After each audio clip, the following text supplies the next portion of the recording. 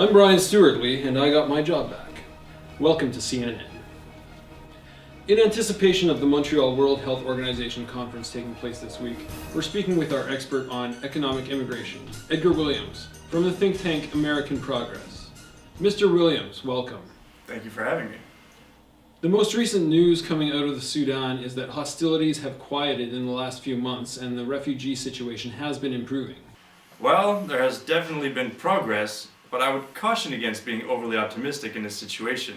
There's still roughly 2 million people in camps, and people returning home are finding they're having to start from scratch when they return. Some have criticized the lack of military intervention over the years as the conflict has raged on. Do you think the president made a mistake by not committing military presence to Central Africa? Well, it's a complicated situation on the ground there, and I think recent developments have shown that it may have been the right decision. All the same, I think what you're seeing now is that some of these refugee camps may become the sort of permanent slum cities that populate many parts of Africa. Many of the people in these camps have become dependent on the services provided, and many may not receive these same services were they to return to their villages. So how should the international community proceed in trying to bring these people back to their villages, many of which have been devastated?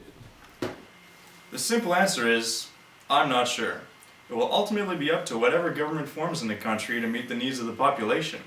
In any case, it's obvious that there's still a lot of residual anger over the atrocities committed over the years, and government that comes in will have to deal with that anger if there's going to be any progress.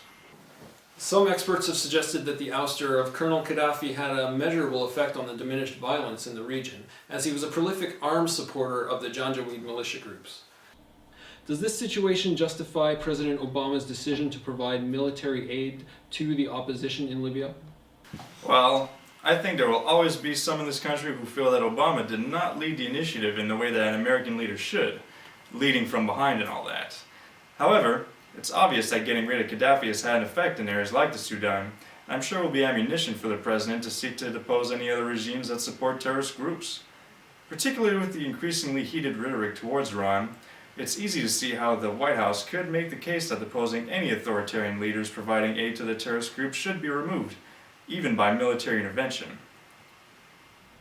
Do you think it would be perhaps a wiser course of action to let the NGOs and other third parties do some of the heavy lifting in the recovery work in this region? Well, the problem is that for a long time within Sudan itself, NGOs have not exactly been welcomed by the government. Even in the past year, at least 6 NGOs have had to leave the area, either due to lack of funds or the increasingly volatile nature of the environment they were working in. Some have since been trickling back into the region since the violence has somewhat abated, but it's still a steep hill to climb to convince a lot of these organizations that the situation is stable enough to return. Things aren't all bad though. The decreased violence has allowed governments to focus more of their aid money on essential services rather than military aid. Thank you for your time, Mr. Williams. Anytime, Brian. Be sure to let us know how you feel about this issue on Twitter. Follow our coverage at the conference. I'm Brian Stewart Lee.